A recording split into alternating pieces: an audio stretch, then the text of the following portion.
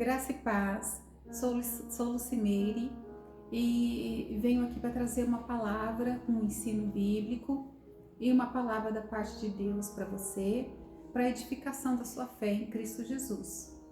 Hoje eu vou trazer a palavra que foi uma sugestão de uma irmã da igreja. O nome dela é Ana Paula Vieira, o esposo dela é Olinto Júnior, acho que é assim que lê, e Gabriel Rodrigues. Gabriel é um irmão nosso da igreja, um rapaz muito simpático, muito querido por todos, uma bênção na nossa vida. Ela pediu para eu falar sobre perdão e arrependimento, ou arrependimento e perdão. Na verdade, eu vou ter que falar essa palavra, eu vou tentar falar no tempo que eu tenho, mas provavelmente será dividido em duas partes, porque foi um desafio a gente juntar tudo para falar disso, porque é um tema muito complexo e eu teria até que voltar outras vezes para dar outros exemplos de perdão e arrependimento, porque a Bíblia ela é cheia de pessoas que se arrependem e pedem perdão. E com a vinda de Jesus Cristo, então, o que houve de gente pedindo perdão, se arrependendo dos seus pecados, entregando a sua vida a Cristo. A gente tem exemplo de Pedro, de Paulo e todos os apóstolos. Então, foi um desafio. Mas eu escolhi um rei do Antigo Testamento que foi um exemplo de um péssimo rei. Um rei que fez tudo que era abominável a Deus. A história dele se encontra em 2 Crônicas, capítulo 33. Eu vou falar do rei Manassés. A idolatria de Manassés. Tinha Manassés 12 anos de idade quando começou a reinar e 55 anos reinou em Jerusalém. Foi o rei que mais reinou. Davi reinou 40, Saul reinou 40 e ele foi o rei que mais reinou. Até porque ele assumiu o trono com 12 anos apenas. E fez o que era mal aos olhos do Senhor, conforme as abominações dos gentios, quem o Senhor lançava de diante dos olhos de Israel. Porque tornou a edificar os altos que Ezequias, seu pai, tinha derribado.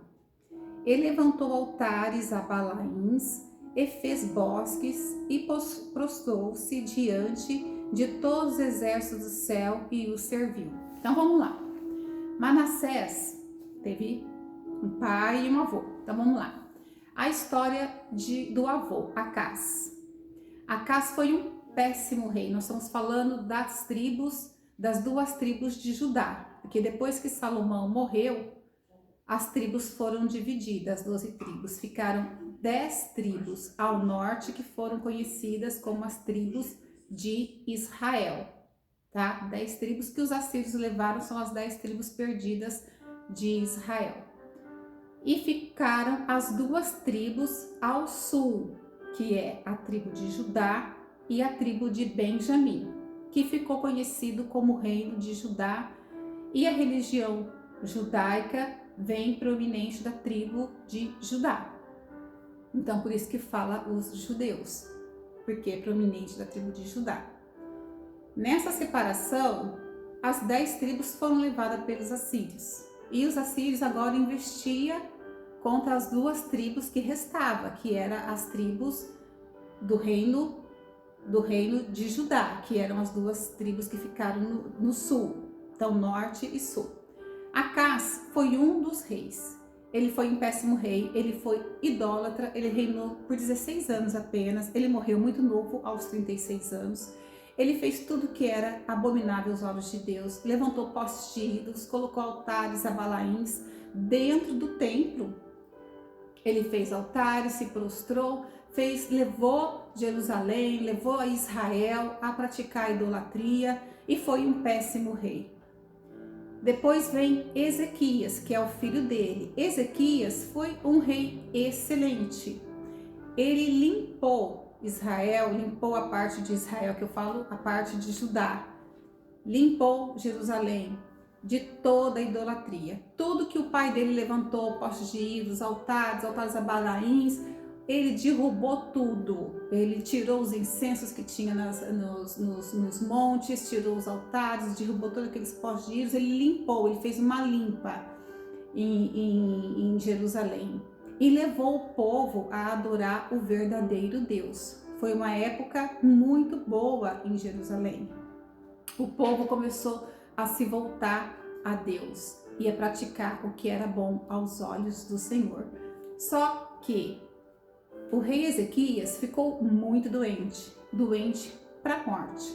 E o rei Ezequias também teve que enfrentar um levante muito grande, que foi o rei Senaqueribe, que eu não vou falar a história dele agora, porque uma irmã da igreja pediu para eu falar dele. Então, se eu falar agora, vai parecer que eu estou repetindo. Mas ele enfrentou um levante muito grande, foi Deus que livrou ele daquele levante dos assírios, que foi do rei Senaqueribe, tá?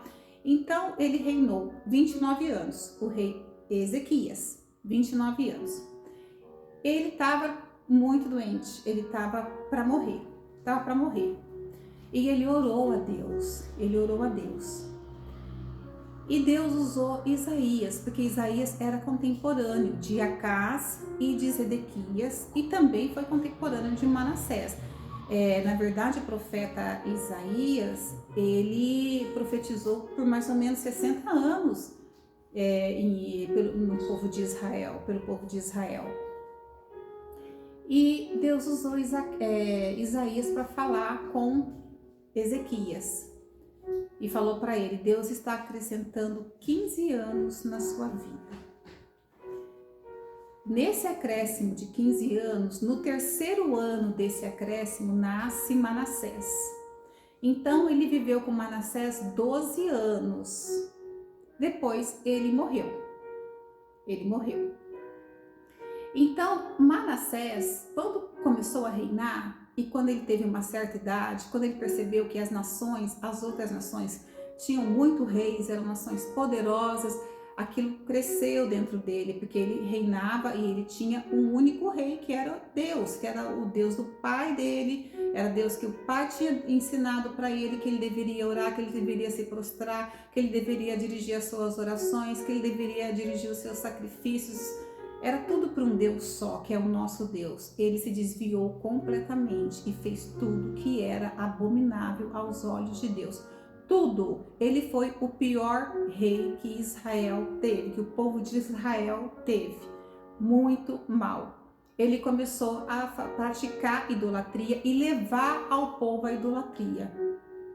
O problema da gente pecar, o pecado no geral. Quando a gente peca, lógico que tem um preço, mas quando você leva o outro a pecar, é pior ainda, porque você está levando uma outra pessoa. Se não fosse você, talvez ela não pecaria. Manassés levou a nação inteira ao pecado. Ele levantou postes de ídolos, colocou postes de ídolos e altares nos montes. Primeiro começou nos montes, depois foi vindo até que entrou dentro do templo, e aí começou a ter altares dentro do templo que Deus tinha separado para uma casa de oração para ele, só para Deus.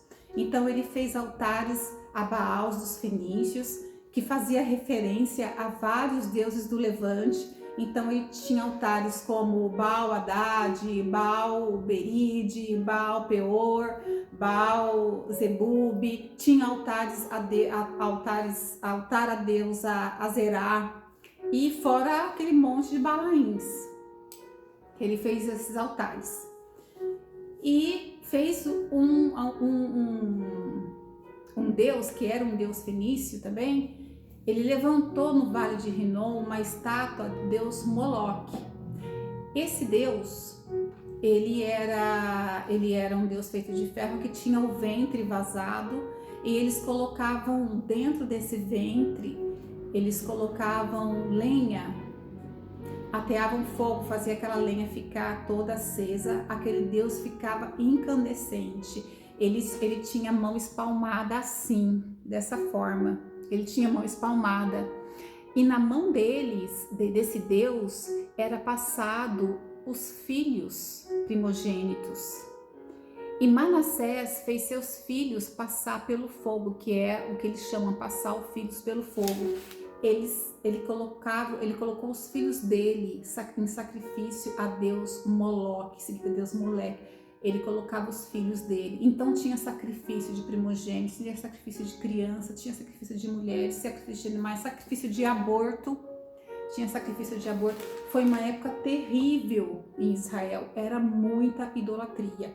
E Deus vendo tudo aquilo. Até que Deus permitiu que os soldados assírios invadissem Jerusalém e levassem Manassés cativo. Manassés foi levado preso pelos punhos e com um gancho no nariz. Foi levado de Jerusalém até Babilônia, que é atual Iraque. Foi levado pelos assírios. Deus permitiu. Chega uma hora que Deus fala: chega. Deus permitiu que ele fosse cativo para mandar ele para o inferno, na verdade, porque para dar uma chance. Ele foi levado cativo numa prisão que não tinha banheiro, num calabouço, num lugar escuro, e lá ele ficou no meio das fezes, no meio da urina dele, e ali naquela escuridão ele teve muito tempo para pensar no tudo que ele fez. Aliás, eu acho que quando ele foi preso e foi levado cativo, ele já começou a ver o que ele tinha feito. Porque a pessoa que faz... Porque a palavra fala que ele deixou um rastro de sangue de uma ponta a outra de Jerusalém. Tamanha foi a maldade dele. Então eu acredito que quando ele foi levado cativo, que ele não esperava, afinal de contas, ele se prostrava a todos os reis, aos deuses, ele se prostrava à lua, se prostrava às estrelas, a todos os exércitos celestiais, a todos os deuses, ele consultava a necromancia, ele consultava adivinhos, ele era agoureiro, ele era tudo que Deus abominava, Então você vê como o homem pode ser pecador, como o homem chega ao pecado tão extremo desse jeito. Então ele foi pensando: cadê Moloque, né?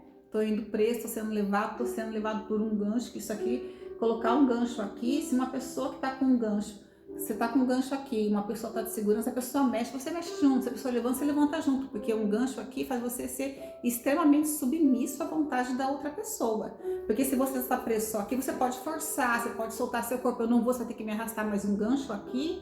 Se a pessoa levantou um dedo, você levanta um dedo também. E nessa caminhada, ele deve ter pensado: passei meus filhos ao fogo, e cadê agora Deus Moloque, né? Cadê a deusa Azará, né? A deusa Azerá? Cadê os deuses de Balá, os Balaíns, né? Cadê eles agora para me ajudar? Cadê Deus Haddad, Belpeor, Beelzefon, Zebub? Cadê esses Baais que eu prostrei, que eu acreditei? Não tinha nenhum Deus desse para ajudar ele. E ele sabia que não tinha nenhum Deus. E dentro da prisão, ele se lembrou que existia apenas um Deus que podia tirar ele de lá e que podia trazer ele de volta para a casa dele. Mas para isso precisava que ele se arrependesse. E àquela altura, ele já estava muito arrependido do que ele fez. O arrependimento de Manassés foi muito grande, porque ele não só pecou, como levou Israel a pecar, o povo de Israel que vivia nas duas tribos a pecar. E era um pecado grande, um pecado muito grande. A palavra fala que nas orlas das suas vestes foram encontrados o sangue dos inocentes. Ele fez tudo que era abominável a Deus. O arrependimento dele é muito grande, porque o arrependimento, geralmente vem acompanhada de uma dor que é o remorso. E o remorso é uma dor muito grande que você sente por conta de uma dor muito grande que você provocou. Uma dor muito grande que você provocou, e o tempo não volta para você refazer aquilo que foi feito. Não tem como voltar, você tem que conviver com essa dor. Então, quando você bate o arrependimento, que você vê que cai a ficha do que você fez, bate um desespero muito grande. Agora eu vou parar aqui porque nós vamos começar na segunda parte.